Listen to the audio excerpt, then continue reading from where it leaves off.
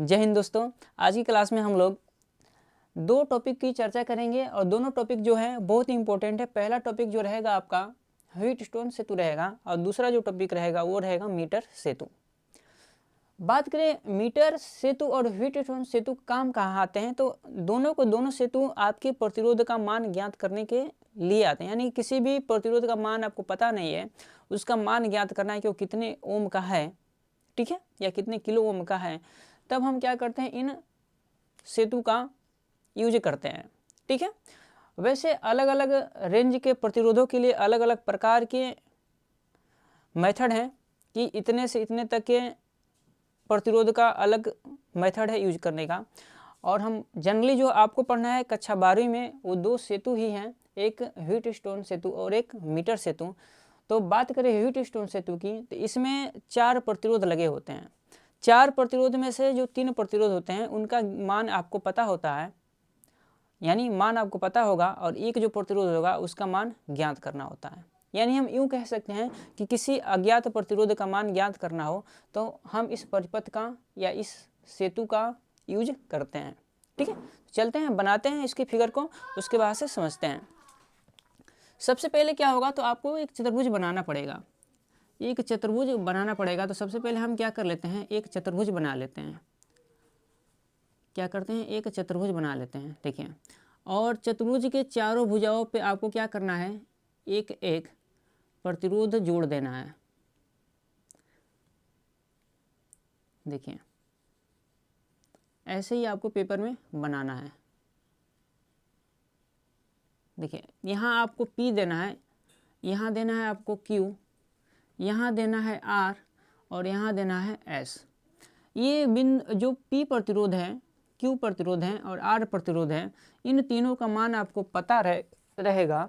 और S प्रतिरोध जो है वो अज्ञात प्रतिरोध है, यानी इसका मान आपको पता नहीं है और इसी का मान आपको ज्ञात करना होता है।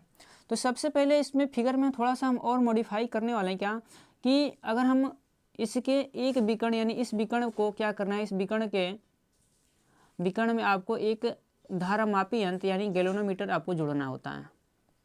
और इस विकर्ण पे आपको क्या जोड़ना है, तो हम कहें तो एक आपको बैटरी जोड़ देनी है या कहो तो सेल जोड़ देना है। और यहाँ पे हम क्या लगा देते हैं, तो एक कुंजी लगा देते हैं। ठीक है, क्या लगा देते हैं, एक कुंजी यानी स्विच लगा देते हैं। क्लियर है। अब ये परिपथ आपका पूर्ण रूप से बनकर तैयार हो चुका है और बस हम इसका थोड़ा सा नामकरण कर देते हैं। इसको हम देते हैं A, इसको देते हैं B, इस बिंदु को देते हैं C और इस बिंदु को देते हैं D।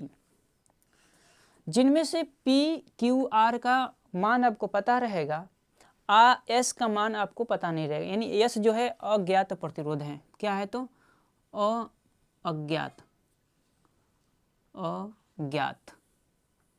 अज्ञात प्रतिरोध है।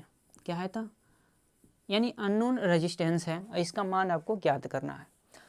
तो जब आप जैसे इस सेल को या बैटरी यहाँ कनेक्ट करोगे और जैसे ही स्विच को ऑन करोगे तो इसमें धारा प्रवाहित होना स्टार्ट हो जाएगी। क्या होगी, धारा प्रवाहित होना स्टार्ट होगी और जैसे ही धारा यहाँ पहुँचेगी तो धारा दो तरफ बट जाएगी।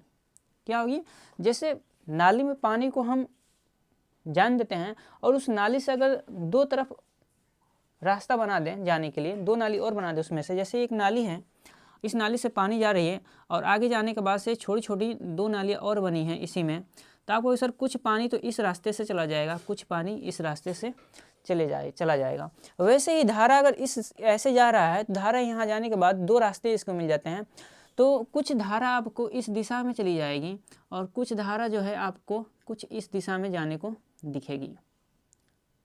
ठीक है, तो इसको हम नाम दे रहे हैं I1। यही धारा I1 इसके श्रेणी क्रम में जुड़ा है। ये प्रतिरोध Q, ये प्रतिरोध P और प्रतिरोध Q श्रेणी क्रम में जुड़े हैं। तो इसमें क्या होगी, तो आपको सर इसमें धारा समान जाएगा, यानी यहाँ पे भी धारा I1 जाएगा और यहाँ पे भी जो धारा है वो भी I2 जाएगा। तो इसी के श्रेणी क्रम में ये लगा है, तो आपको सर यहाँ पे भी जो धारा आएगा वो भी क्या होगा, तो आपको सर I2 ही जाएगा। क्या जाएगा, तो आपको सर I2 ही जाएगा। यानी P और Q क्या है, तो दोनों श्रेणी क्रम में है। R और S क्या है, तो ये दोनों भी श्रेणी क्रम में हैं। क्लियर इतनी बात। अब बात करें इसकी रचना की, तो रचना में आपको क्या लिखना है कि एक 4 प्रतिरोधों से बना हुआ एक चतुर्भुज की आकृति का क्या होता है, आप लिख सकते हो कि एक चतुर्भुज में 4 प्रतिरोध लगाए होते हैं, जिसमें से 3 प्रतिरोध का मान आपको पता होता है, एक प्रतिरोध का मान ज्ञात करना होता है, तथा इसके एक विकर्ण में गैल्वेनोमीटर तथा दूसरे विकर्ण में, देखो ये विकर्ण है, ये और ये क्या है, विकर्ण है, और ये दूसरा विकर्ण है, यानी एक विकर्ण में गैल्वेनोमीटर तथा दूसरे विकर्ण में आपको क्या लगाना है, तो सेल या बैटरी आपको कनेक्ट कर देनी है, इतना लिखना है आपको। ठीक है, जहाँ प्रतिरोध P तथा Q क्या है, तो श्रेणी क्रम में जुड़े हैं, तथा R तथा S क्या है, तो श्रेणी क्रम में जुड़े हैं। ठीक है, इतनी बातें आपको लिख देनी है। अब बात कर लेते हैं इसके सिद्धांत की। तो सिद्धांत में आपको क्या लिखना है, लिखना कुछ हम जो आपको यहाँ पे संक्षिप्त में बता रहे हैं चीज़ें, देखो सिद्धांत में इसमें ये बोलता है कि व्हीटस्टोन ने ये बताया कि जब आपकी गैल्वेनोमीटर शून्य विक्षेप पे होगा, जब गैल्वेनोमीटर में किसी भी प्रकार की धारा प्रवाहित नहीं होगी, तब ये ब्रिज क्या कहलाता है, संतुलन की अवस्था कहलाता है। यानी उस समय आपकी ब्रिज क्या है, बैलेंस है, संतुलित है। तब क्या होता है, तब इसके दो संलग्न भुजाओं के प्रतिरोधों का जो अनुपात होता है, शेष 2 संलग्न भुजाओं के प्रतिरोधों के अनुपात के बराबर होता है। तो यहाँ पे हम इसी सिद्धांत में यही लिखने वाले हैं, क्या लिखने वाले हैं, तो यहाँ पे हम लिखेंगे कि शून्य विक्षेप की अवस्था में, शून्य विक्षेप से आपको मायने बैठाना है कि गैल्वेनोमीटर यानी धारामापी यंत्र में धारा, किसी भी प्रकार की धारा फ्लो नहीं हो रही है, यानी किसी भी प्रकार का विक्षेप नहीं है। तो लिखेंगे शून्य विक्षेप पर, शून्य विक्षेप पर सेतु के दो संलग्न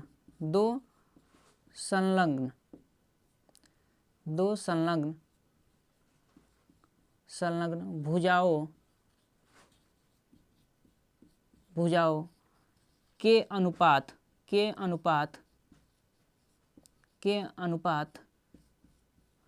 के अनुपात क्या बोले हैं, शून्य विक्षेप पर सेतु के 2 संलग्न भुजाओं के अनुपात शेष 2 संलग्न भुजाओं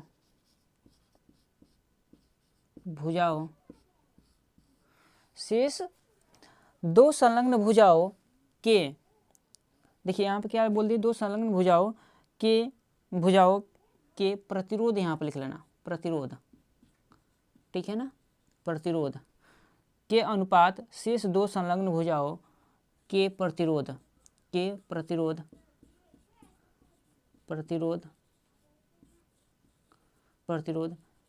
अनुपात के बराबर होता है। क्या होता है, के बराबर होता है। ठीक है ना, क्या बोल रहे हैं, 2 संलग्न भुजाएं, यानी 2 संलग्न भुजाएं ये और ये दोनों क्या है, आपस में सटी हुई हैं, तो इन दोनों का अनुपात जो होगा इन दोनों प्रतिरोधों के अनुपात के बराबर होगा। ठीक है, यानी कहने का मतलब है कि जो P/Q का अनुपात होगा वो किसके बराबर होना चाहिए, R/S के बराबर होना चाहिए। कब होगा, जब आपका ब्रिज क्या हो, संतुलित अवस्था में हो, तब बात कर लेते हैं व्हीटस्टोन सेतु। हमने यहाँ पर लिखवाया कि इसकी खोज किसने की थी, तो सर चार्ल्स व्हीटस्टोन ने की थी, और इन्हीं के नाम पे इस सेतु का नाम भी पड़ गया।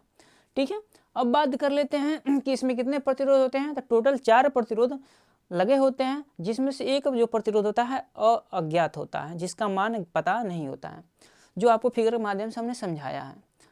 एक विशेष प्रकार का परिपथ का आविष्कार किया जिसे व्हीटस्टोन सेतु कहते हैं। सिद्धांत में लिखना है, शून्य विक्षेप पर सेतु के 2 संलग्न भुजाओं के प्रतिरोध के अनुपात शेष 2 संलग्न भुजाओं के प्रतिरोधों या प्रतिरोध के अनुपात के बराबर होता है, यानी P/Q = R/S होता है।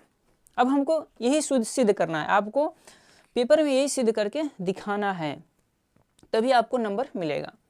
तो यहाँ पे आपको ध्यान देंगे तो दो लूप बनता दिखाई देगा। लूप मतलब होता है एक बंद परिपथ। आपको सर एक ये बंद परिपथ दिखाई दे रहा है, एक ये बंद परिपथ दिखाई दे रहा है, तो इसे हम एक फर्स्ट लूप मान लेते हैं। और कहो सर दूसरा लूप ये बनता हुआ दिखाई दे रहा है, तो इसे हम सेकेंड लूप मान लेते हैं या बंद पास मान लेते हैं। बहुत लोग बंद पास बोलते हैं, बंद परिपथ बोलते हैं, या लूप बोल सकते हो, कोई दिक्कत नहीं है। तो एक लूप ये है, दूसरा लूप ये है। तो हम यहाँ पे किरचॉफ के द्वितीय नियम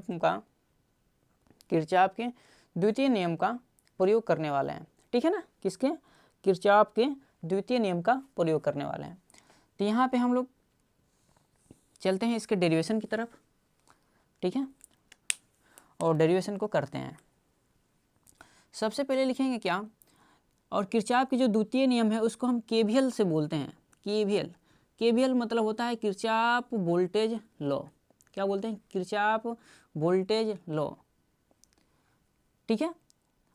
लूप फर्स्ट में अप्लाई करने पर, अप्लाई करो या लागू करने पर लिख सकते हो, अप्लाई करने पर, ठीक है ना। केवीएल लूप फर्स्ट में अप्लाई करने पर, तो केवीएल फर्स्ट में अप्लाई करेंगे तो आपको ऐसे चलना है। किरचॉफ का जो सेकंड नियम ये बोलता है कि किसी भी बंद परिपथ में जितने वोल्टेज पास हुआ है उनका जो बीजगणितीय योग होता है उसमें लगाए गए वोल्टेज स्रोत के बराबर होता है। तो हम इनका क्या करेंगे, कितना वोल्टेज पास हुआ है उनको आपस में जोड़ने वाले हैं। या लिख सकते हो दूसरी परिभाषा भी अगर बताएं तो ये भी हो सकता है कि किसी भी बंद परिपथ में, यानी किसी भी बंद परिपथ में हुए सभी वोल्टतापात क्या होते हैं, तो आप कहोगे सर शून्य के बराबर, या बोल सकते हैं उनका बीजगणितीय योग क्या होता है, तो शून्य के बराबर होता है, ठीक है। यानी किसी बंद परिपथ में हुए वोल्टतापात या वोल्टेज ड्रॉप का बीजगणितीय योग क्या होता है, तो शून्य के बराबर होता है, ठीक है। तो चलते हैं हम लोग हल करते हैं। तो आपको सर धारा की दिशा ऐसे है, कैसे धारा की दिशा, तो आपको सर धारा की दिशा ऐसे है, तो I इंटू पी, यहाँ प्रतिरोध कितना है, R यहाँ नहीं दर्शाया है, तो आप मत देखना कि यहाँ पे P है तो P प्रतिरोध नहीं है, P यहाँ आपका ये प्रतिरोध को ही डिनोट कर रहा है। तो आप यहाँ जब वोल्टेज ड्रॉप निकालोगे तो कितना होगा, I इंटू आर होता है, तो I into P. Voltage drop जो होता है ना, आपको बता देते हैं, बहुत बच्चों को दिक्कत होगा। वोल्टेज ड्रॉप यानी वोल्टेज कितना खपत हुआ, इसके लिए सूत्र होता है V into I, I into R. क्या होता है वोल्टेज ड्रॉप, यानी V is equal to I into R होता है, ठीक है। तो हम यहाँ धारा I बह रही है, यानी I1 बह रही है, और प्रतिरोध R की जगह पे क्या है, तो P है। तो यहाँ हम निकालेंगे तो आपको सर I1 इंटू में P। यहाँ से मुड़ने के बाद से हम ऐसे मुड़ के चले आए, यहाँ कोई प्रतिरोध नहीं मिला, गैल्वेनोमीटर है, यहाँ पर किसी भी प्रकार की धारा का कोई विक्षेप नहीं है, कोई दिक्कत नहीं। हम आगे निकलते हैं, फिर ऐसे मुड़े, और जैसे ही मुड़े तो यहाँ पर फिर हमको प्रतिरोध मिला, और इस प्रतिरोध का जो नाम है वो क्या है, तो R है, और इसमें जो धारा बह रही है वो I2 है। धारा आपको देखो, धारा की जो दिशा है ना इस प्रकार है, और हम चल रहे हैं धारा की विपरीत दिशा में, इसलिए यहाँ पर आपको लेना है माइनस I2 इंटू में क्या लेंगे, तो कहोगे सर R इजिकल टू 0। हमने परिभाषा में ये बोला कि किसी भी बंद परिपथ में हुए वोल्टेज ड्रॉप का बीजगणितीय योग क्या होता है, शून्य के बराबर होता है। इसे आपको क्या कर लेना है, इस माइनस I2 इंटू आर को उस साइड लेकर जाओगे तो आपको होगा sir I1 P is equal to I2 into R, और इसे समीकरण हम 1 मान लेते हैं, कोई दिक्कत नहीं होगा।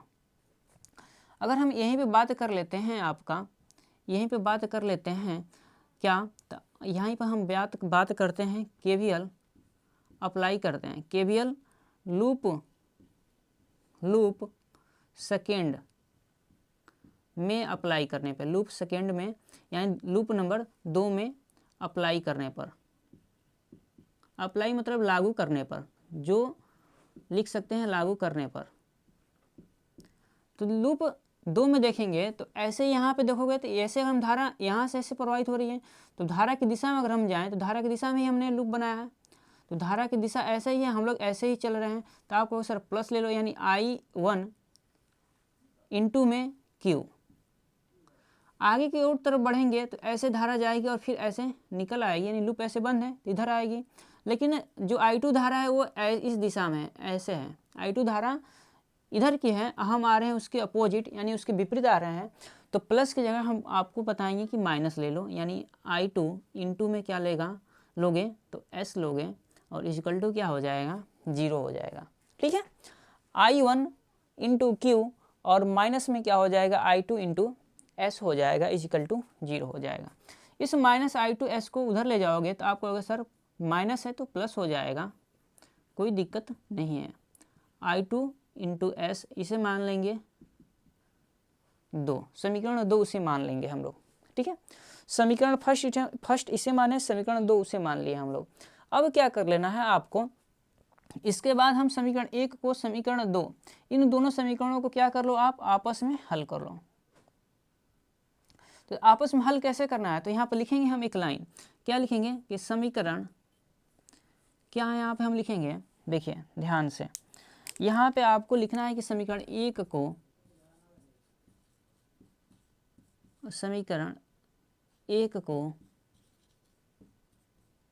समीकरण 2 से भाग देंगे, क्या देंगे, से भाग देने पर, क्या देने पे, तो भाग देने पर भाग दे दीजिए। फर्स्ट ये है, सेकेंड समीकरण ये है, इसमें भाग देंगे तो राइट वाले को राइट वाले से भाग देंगे, लेफ्ट वाले को लेफ्ट वाले से भाग देंगे।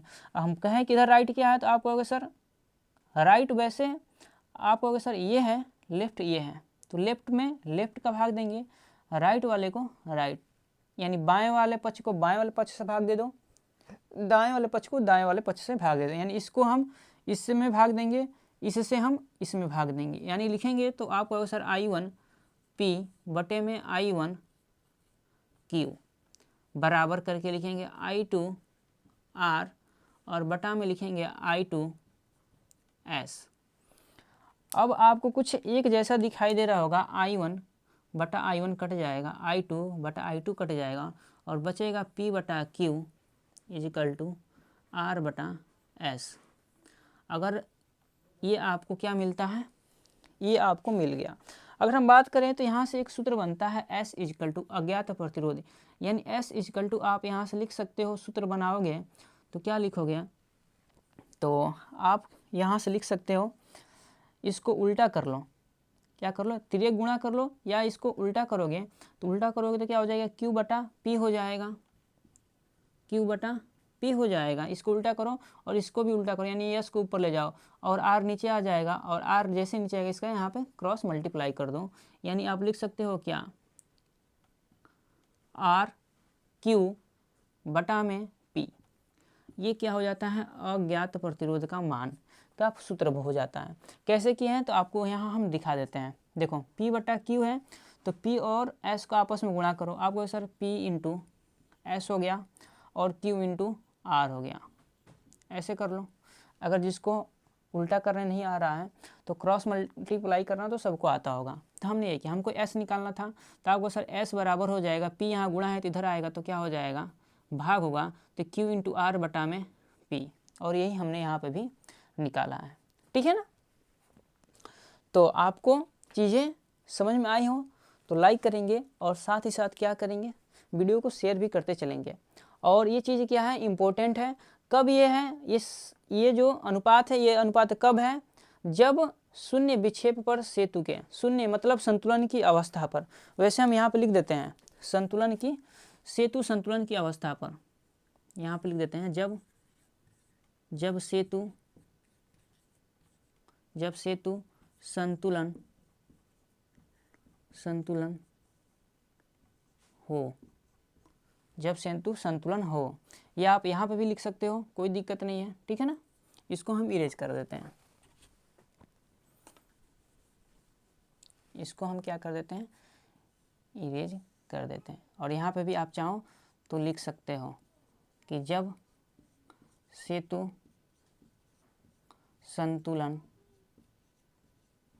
संतुलन में हो।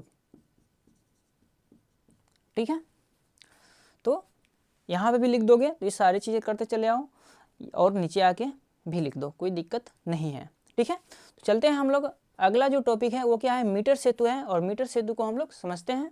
ठीक है, और मीटर सेतु के बारे में जो भी डिटेल्स रहेंगे वो सारे चीज़ें आपको हम वहाँ पे बता रहे हैं अभी।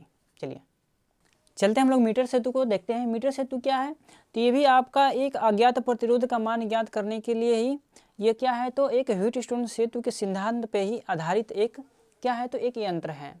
ठीक है, तो ये क्या, इसके बारे में आपको लिखना है, तो किसी चालक तार का प्रतिरोध ज्ञात करने के लिए व्हीटस्टोन सेतु के सिद्धांत पर आधारित एक ऐसा उपकरण है जिसकी सहायता से अज्ञात प्रतिरोध का मान ज्ञात किया जा सकता है।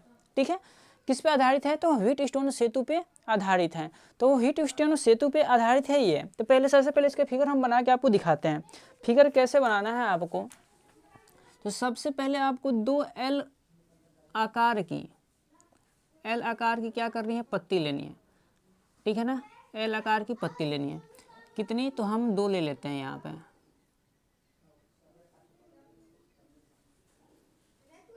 दो एल आकार की हमने क्या किया, तो पत्ती यहाँ पे ले ली मुड़ी हुई। ठीक है ना, और किसका है, तो ये कापर की है। क्या है, तो कापर की है। और इसके बीच में क्या करना है, आपको कुछ गैप छोड़ना है, और इन दोनों गैप के बीच में फिर एक तीसरी आपको क्या लेना है, तो तीसरी आपको एक और कापर की पत्ती लेना है। ठीक है, और यहाँ पे क्या होंगे, सभी कोने पे आपको पेच लगे होंगे। क्या लगे होंगे, पेच मतलब कसने के लिए। ठीक है ना, कसने के लिए लगे होते हैं। यहाँ से इस सिरे से और इस सिरे के बीच में आपको क्या करना है, तो आपको एक बॉक्स जोड़ते हैं। कैसा बॉक्स होता है, तो प्रतिरोध बॉक्स होता है। क्या होता है, तो प्रतिरोध बॉक्स। आप इसको ऊपर दिखा सकते हो, लेकिन ऊपर स्पेस नहीं है तो हम इसे नीचे ही दिखा रहे हैं। इसका आपको क्या नाम बताना है, इसका नाम क्या है, तो आपको होगा सर प्रतिरोध बॉक्स। यहाँ पे क्या करना है, आपको जिस चालक तार का या जिस प्रतिरोध का आपको मान ज्ञात करना है उसको यहाँ पे कनेक्ट करना है। कहाँ कनेक्ट करना है, यहाँ पे कनेक्ट करना है। इसको आपको देना है, इसका नाम आपको देना है S। तब आपको सर इसका नाम क्या देंगे, तो इसका नाम आप R दोगे। क्या नाम दोगे, इसका नाम R आप दोगे। इसको हम R मानेंगे, इसको S मानेंगे। अज्ञात प्रतिरोध को आपको S मानना है। दो धातु के L आकार की पत्ती लिया और इसके बीच में स्पेस करके एक तीसरी धातु की पत्ती ली, जो है किसकी है, तो कापर की है। तीनों प्लेटें, तीनों पत्तियाँ क्या किसकी हैं, तो कापर की हैं। और इनमें क्या है, इन पेचों की सहायता से यहाँ पे क्या किए हैं, तो हम एक प्रतिरोध से भरा हुआ बॉक्स इसके अंदर जोड़ते हैं। और दूसरे वाले में क्या करते हैं, तो जिस प्रतिरोध का या जिस चालक तार का प्रतिरोध ज्ञात करना है, मान ज्ञात करना है, प्रतिरोध का मान ज्ञात करना है, उसको यहाँ पे कनेक्ट करते हैं। अब बात आती है सर इस पेच और उस पेच के बीच में क्या करना है, तो इस पेच से उस पेच में के बीच में आपको क्या करनी है, एक मैग्नीन की तार लेनी है। किसकी, मैग्नीन की तार लेनी है। और मैग्नीन की तार कितना होना चाहिए, यहाँ से यहाँ तक की जो लंबाई है ना, वो 1 मीटर होनी चाहिए। जैसे जैसे हम फिगर बना रहे हैं और जो जो चीज़ें बोल रहे हैं उसे आप कॉपी पे नोट करेंगे रचना में, और यही आपको रचना में लिखना है बस। ठीक है ना, तो क्या किया हमने, पेज इसको हम ले लेते हैं, AC ले सकते हैं, A और C ले लेते हैं। यहाँ पे भी कुछ मान लो, अगर मानना है तो X मान लो। क्या मान लो, यहाँ पे अगर दिख रहा है तो ठीक है, यहाँ पे X माने हैं, यहाँ पे Y मान लो। इसको आप X डैश मान लो, इसे आप Y डैश मान लो। ठीक है ना, तो X और Y डैश के बीच R प्रतिरोध का बॉक्स जुड़ा है। X डैश Y डैश के पेचों के बीच में हम क्या जोड़े हैं, तो अज्ञात प्रतिरोध जुड़े हैं। और A और C के बीच में क्या जोड़े हैं, तो एक क्या जोड़े हैं, तो आपको सर एक मैग्नीन या कॉन्स्टेंटन का तार हम जोड़े हैं। उसकी लंबाई जो है वो कितनी है, तो आपको होगा सर 1 मीटर लंबा है। ये जो तार है ना, उसकी जो लंबाई है वो 1 मीटर है, 1 मीटर है। और इसी के नीचे आधार बेस पे क्या होती है, तो एक लकड़ी की स्केल हुई होती है, रखी हुई होती है। क्या होती है, तो एक लकड़ी की स्केल रखी होती है, और जिस पे क्या होता है, तो स्केल है ना, तो इस पे लिखा होता है कितना, 20, 10, जैसे क्या होता है मार्क किया गया रहता है। तो हम आपको दर्शाने के लिए यहाँ बना देते हैं। ठीक है ना, ठीक है, ऐसे बना रहता है। तो जब 1 मीटर है तो 100 सेंटीमीटर होगा, यानी 1 मीटर जो होता है वो 100 सेंटीमीटर के बराबर है। ये लकड़ी की क्या है तो स्केल है, ठीक है, जो इस तार के नीचे बेस पे रखी हुई होती है। और यहाँ से क्या होता है तो यहाँ से एक गैल्वेनोमीटर यानी गैल्वेनोमीटर जॉकी की सहायता से ऐसे इस तार पे क्या होता है तो सर्पी ओले कुंजी के माध्यम से, यानी सर्पी ओले कार होते हैं या सर्पी के जॉकी बोलते हैं इसे। तो जो जॉकी होता है वो क्या होता है इस तार पे क्या होता है तो रगड़ता रहता है, गति करता रहता है, ठीक है, यानी ऐसे मूवेबल होता है, आगे पीछे होता रहता है। और इस पत्ती यानी तीसरी जो पत्ती थी आपकी, इस पत्ती और इस तार के बीच में क्या लगा है तो एक गैल्वेनोमीटर लगा है, ठीक है ना। जैसे वहाँ पे हम लोग लगाए थे गैल्वेनोमीटर ने, सेम संरचना यहाँ पे भी है, लेकिन हम यहाँ पे एक मैग्नीन का तार लगाए हैं। कितने मीटर का तो 1 मीटर का लगाए हैं, ठीक है। अब बात आती है सर कि सप्लाई आपको देना पड़ेगा, क्योंकि वहाँ सप्लाई भी दिए थे, तो सप्लाई भी हम दे देते हैं, कोई दिक्कत नहीं है। अब हम यहाँ सप्लाई देते हैं, यहाँ आपको हमने इसको सप्लाई दिया, आप कहोगे सर दे दो सप्लाई, तो हमने इसको सप्लाई दिया। और सप्लाई देने के साथ साथ यहाँ पे क्या कर लेते हैं तो कुंजी भी लगा लेते हैं। क्या लगा लेते हैं, कुंजी भी लगा लेते हैं, कोई दिक्कत नहीं होनी चाहिए, ठीक है। तो ये आपका फिगर बन के रेडी हो गया है। और जो जो हम लिखे हैं वही लिखना है आपको कि 2 कापर की एल आकार की पत्ती को लेते हैं और इन पत्तियों के बीच में कुछ रिक्त स्थान होता है और इन रिक्त स्थानों के बीच में एक तीसरी पत्ती कापर की लेते हैं और उन एल आकार की पत्तियों यानी एक्स से वाई पेच में एक प्रतिरोध बॉक्स तथा एक्स डैश से वाई डैश पेच के साथ एक अज्ञात प्रतिरोध को जोड़ते हैं या अज्ञात तार का प्रतिरोध मान ज्ञात करना है जिसका, उस चालक तार को यहाँ पे जोड़ते हैं। और ए से सी के बीच में क्या रखते हैं तो एक मैग्नीन का तार लगा होता है या कॉन्स्टेंटन का तार भी बोल सकते हो, वो भी लगा सकते हो, दोनों में से कोई एक।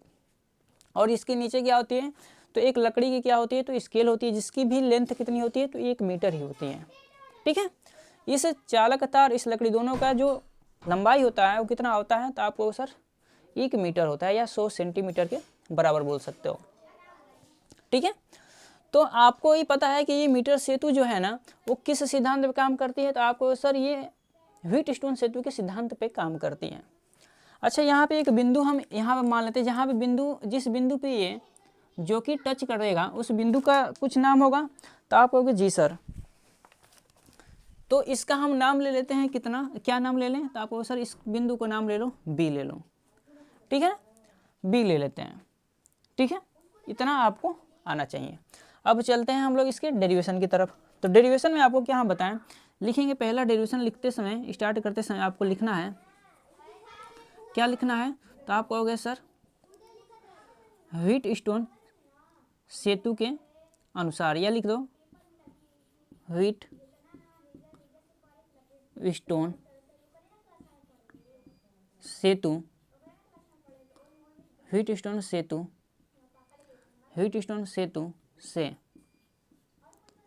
सेतु से आपको पता है कि P/Q = R/S, P/Q = R/S, ये हमने अभी आपको ड्राइव करके दिखाया है। इतना क्लियर है, इतनी बातें आओ जी सर। P/Q = R/S, इतना आपने हमको बताया था जब व्हीटस्टोन सेतु पढ़ाया था तब, ठीक है। तो व्हीटस्टोन सेतु इतना आपको बताया था। अब बात आती है सर यहाँ R दिखाई दे रहा है, S दिखाई दे रहा है, लेकिन P और Q दिखाई नहीं दे रहा है। तो हम आपको बता दें कि पेच ए से और बी बिंदु तक जो तार है ना, उस तार का जो प्रतिरोध को हम मानेंगे क्या यहाँ पे तो P मानेंगे, और बी बिंदु से सी बिंदु के जो तार है ना उसका जो प्रतिरोध है उसको हम मानेंगे क्या, Q मानेंगे। यानी यहाँ से लेकर यहाँ तक की तार का जो प्रतिरोध है उस प्रतिरोध का मान कितना है तो Q है, और बिंदु ए से बिंदु बी तक का प्रतिरोध का मान कितना है तो P है, ठीक है। ले लेते हैं, वैसे यहाँ लिख देते हैं, माना बिंदु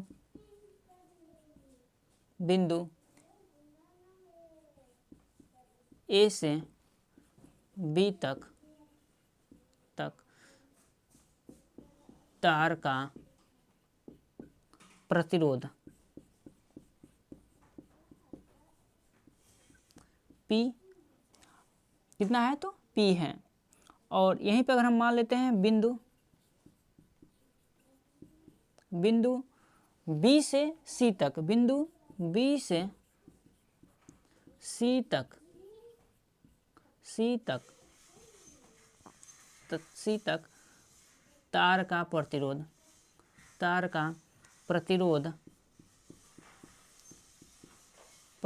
आप मान लो Q।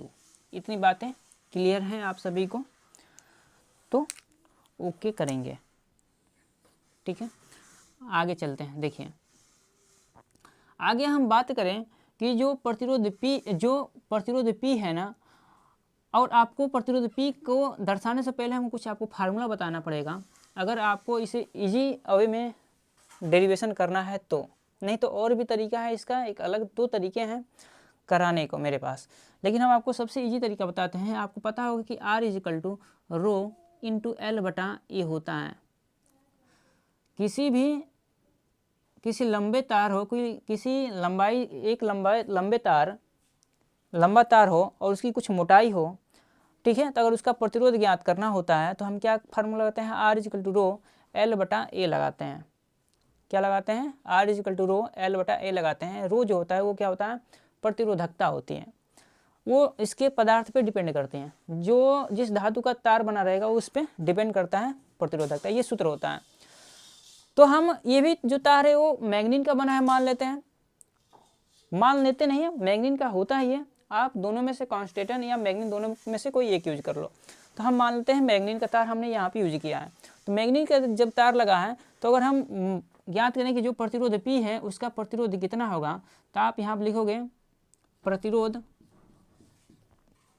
या लिख लो यहाँ पे, क्या आप लिख लो यहाँ पे, हम वैसे लिख देते हैं कि बिंदु A से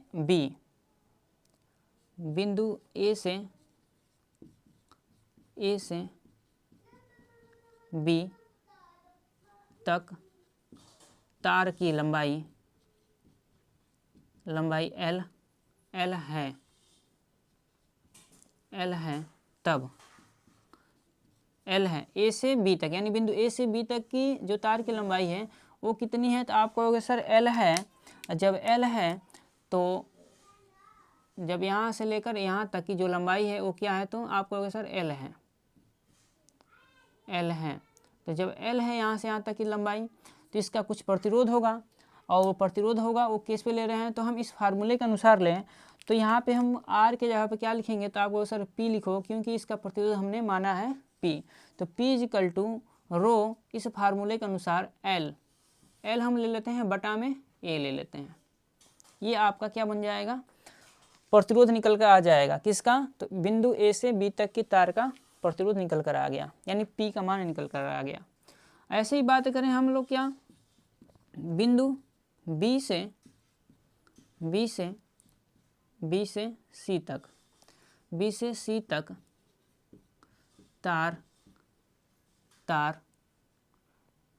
तार की लंबाई अगर ले लो, तार की लंबाई आप कहोगे सर जब इतना लंबाई L है और पूरी लंबाई 100 सेंटीमीटर है या 1 मीटर है, तो हम 100 सेंटीमीटर ले रहे हैं, सेंटीमीटर ले जा रहे हैं। तो यहाँ से यहाँ तक की लंबाई 100 सेंटीमीटर है और यहाँ से यहाँ तक की लंबाई आपने L मान लिया है, तो ये बची लंबाई कितनी होगी, तो आपको सर 100 में से L को घटा दो, ये लंबाई पता हो जाएगी। तो आप क्या कहोगे सर 100 माइनस में L मीटर होगा, या सेंटीमीटर है तो सेंटीमीटर में लिखेंगे क्योंकि हमने सेंटीमीटर में कन्वर्ट कर लिया है। तो यहाँ पे लंबाई कितना है, एक B से C तक तार की लंबाई 100 माइनस L है। तब इसका प्रतिरोध हमने क्या माना है, तो आपको सर Q माने हो। जब Q माने हो तो इसका प्रतिरोध Q बराबर क्या होगा, इस सूत्र के अनुसार आपको सर रो होता है, क्योंकि तार एक ही है, तार अलग अलग नहीं है, तो उसके प्रतिरोधकता भी चेंज नहीं होगी, वही होगा। ठीक है, क्योंकि ये प्रतिरोध पे, उसकी पदार्थ पे निर्भर करता है। अगर पदार्थ अलग अलग ले रहे हैं तो ये प्रतिरोधकता भी अलग अलग होता जाएगा, लेकिन पदार्थ जब एक ही है तो प्रतिरोधकता चेंज नहीं होगी।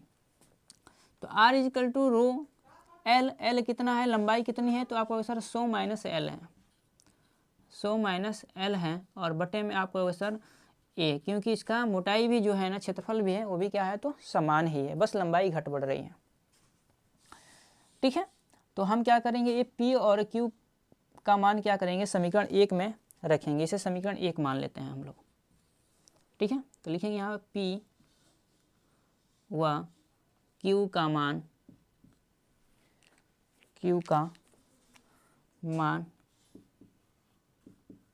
समीकरण 1 में रखने पर, तो रखेंगे पी व क्यू का मान कहाँ रखेंगे, समीकरण 1 में रखेंगे। तो रखते हैं यहाँ पे। जैसे यहाँ पर रखेंगे तो P और Q की जगह कितना रखेंगे, P की जगह पे ये रखेंगे और Q की जगह पे ये वाला मान रखेंगे। तो कितना रखोगे, रो L बटा A और रो 100 माइनस में L, 100 माइनस में L और बटे में A। आप कहोगे सर ये रो से रो कट जाएगा, A से A कट जाएगा क्योंकि समान है, इजिकल टू कितना बचेगा, तो आप कहोगे सर इसके बटा में क्या, इसके बराबर क्या है, तो R बटा S है। तो यहाँ बच जाएगा R बटा S। ठीक है, यहाँ बचेगा क्या, ये कट गया तो बचा, यहाँ बचा L और नीचे बचा 100 माइनस में L बच गया, इजिकल टू में आपको सर R बटा S बचा। इतना चीज़ें बच गई हैं। और थोड़ा सा मार्कर चेंज कर लेते हैं। अब देखिए हमको चाहिए क्या, S का मान चाहिए। तो जब हम S बराबर निकालेंगे तो क्या हो जाएगा, आप चाहो तो तिर्यक गुणा कर लो। जब तिर्यक गुणा करोगे तो ये जो S है L के पास आएगा और 100 माइनस L कहाँ जाएगा, तो R के पास जाएगा। तो ये दोनों गुणा में हो जाएंगे। जब गुणा में होंगे तो डायरेक्ट हम यहाँ पर लिख रहे हैं, आपको सर R इंटू में 100 माइनस L और बटे में इस S इंटू एल होगा। जब यहाँ से हम S का मान निकालेंगे तो L क्या हो जाएगा, बटा में जाएगा, यानी S इजिकल टू यहाँ पर हो जाएगा L। और S का मान ही हमको ज्ञात करना था, जिसे बोलते हैं अज्ञात प्रतिरोध। क्या बोलते हैं, अज्ञात प्रतिरोध बोलते हैं। और बहुत सारे बच्चों की ये समझ में नहीं आया होगा, तो हम इसे अभी यहाँ पे समझा देते हैं कि ये कैसे आया है। ठीक है, वहाँ कैसे हम S निकाले हैं। ठीक है, उससे पहले ये चीज़ें आपको हम समझा देते हैं एक बार और, तब इसको फिर से समझाते हैं, क्योंकि अभी इरेज करना पड़ेगा तो फिर दिक्कत हो जाएगा। तो पहले मीटर सेतु के बारे में समझते हैं। मीटर सेतु क्या है, तो ये किसी चालक तार या प्रतिरोध का मान ज्ञात करने के लिए प्रयोग किया जाता है। और किस सिद्धांत पर आधारित है, तो व्हीटस्टोन सेतु के सिद्धांत पर आधारित है। तो हमने सबसे पहले क्या कि इसकी रचना में आपको लिखना है, तो लिख सकते हो कि 2 कापर की पत्तियाँ लेते हैं जो एल आकार की होती हैं, एक तीसरी पत्ती लेते हैं जो सीधी होती है। वो जो सीधी होती हैं वो क्या करते हैं, तो इन 2 एल आकार की पत्तियों के मध्य रखते हैं, कुछ रिक्त स्थान छोड़कर। एक एक्स और वाई पेच के साथ हम क्या जोड़ते हैं, तो एक प्रतिरोध बॉक्स जोड़ते हैं, तथा एक्स डैश वाई डैश पेच के साथ हम एक अज्ञात प्रतिरोध जोड़ते हैं जिसका मान ज्ञात करना होता है। तथा पेच ए से सी के बीच हम 1 मीटर लंबा तार मैग्नीन का जोड़ते हैं, तथा इसके एक नीचे हम क्या करते हैं, तो एक लकड़ी की स्केल रखते हैं जिसकी भी लंबाई 1 मीटर ही होती है। फिर हमने क्या किया, व्हीटस्टोन सेतु से ये हमने अभी आपको प्रूफ कराया था, तो ये लिए हैं और इसे समीकरण 1 मान लिए हैं। फिर हमने क्या किया कि माना बिंदु ए से बी तक जोकी जो लगा था, यानी गैल्वेनोमीटर के साथ ये जोकी लगा था, जोकी क्या होगा, तो इस तार पे क्या होगा, तो आगे पीछे होता रहेगा, मूव होता रहेगा। तो बिंदु ए से बी तक की जो लंबाई थी तार को, इससे एल माना, जिसकी प्रतिरोध पी माने थे। बिंदु बी से सी तक की लंबाई हम 100 माइनस एल लेंगे, क्योंकि जब एल ये है तो 100 सेंटीमीटर लंबा तार है, क्योंकि 1 मीटर बराबर 100 सेंटीमीटर, 100 सेंटीमीटर लंबा तार है। तो 100 सेंटीमीटर लंबे तार में से अगर एल घटाएंगे तो ये हमको पता हो जाएगा। तो वही हम यहाँ पर घटाए हैं, तो आपको बी से सी तक की लंबाई 100 माइनस एल लिए हैं। क्लियर इतनी बातें, जिसका प्रतिरोध हम क्यू से दर्शाए हैं। ठीक है, तो वही यहाँ पे ए से बी तक का प्रतिरोध P और बी से सी तक का प्रतिरोध Q लिए हैं। तो बिंदु ए से बी तक की तार की लंबाई L है, तब प्रतिरोध इस फार्मूले के अकॉर्डिंग ये हो जाएगा। और जब बी से सी तक की तार की लंबाई 100 माइनस एल होगा, तब उस सूत्र के अनुसार आपका प्रतिरोध का फार्मूला यानी Q प्रतिरोध कितना होगा, तो इतना निकल के आएगा। इस दोनों को हम क्या किए हैं, तो पी व क्यू का मान क्या किए हैं, तो समीकरण 1 में रखे हैं, और 1 में रखने के बाद से रो कटा है, ए से ए कटेगा और बचेगा एल बटा 100 माइनस एल, और फिर इसे हम लोग हल करके S is equal to R into 100 minus L बटा एल किया। अब बहुत बच्चों की नहीं समझ में आया है, तो इसको अभी हम सिंप्लीफाई करके दिखाते हैं। 2 मिनट लगेगा, बस 2 मिनट नहीं लगेगा, 1 मिनट लगेगा। देखो देखिए, अगर हम इसका इस एल के साथ गुणा करें लें, इस एल के साथ गुणा करेंगे तो आपको सर एस इंटू एल हो जाएगा, इजिकल टू आपको सर 100 माइनस एल, और इंटू का हो जाएगा तो आपको सर आर हो जाएगा। जबकि हमको निकालना है एस, जब एस निकालना है तो आपको सर आर इंटू में 100 माइनस एल, और बटे में आप इधर एल गुणा में तो इधर आएगा तो भाग में हो जाएगा, और यही हम आपको यहाँ पे निकाल के दिए हैं डायरेक्ट। ठीक है, तो ये आपको चीज़ें याद रखनी है कैसे यहाँ पे आ रही हैं, और रचना में आपको अपने मन से बना के लिखना है, जो हमने अभी आपको बताया है वही चीज़ें। ठीक है, तो आज की ये दोनों टॉपिक क्या है, आपके पेपर के दृष्टिकोण से बहुत ही इंपॉर्टेंट है, और आज जो हम लोग टॉपिक पढ़े हैं बहुत बहुत इंपॉर्टेंट है, और इसको आपको छोड़ना एकदम नहीं है। ठीक है, तो अगर चीज़ें समझ में आई हैं तो लाइक करेंगे, अगर चीज़ें थोड़ी भी दिक्कत हैं आप कमेंट बॉक्स में ज़रूर बताएंगे। तो आज के लिए आप सभी छात्रों का बहुत बहुत धन्यवाद।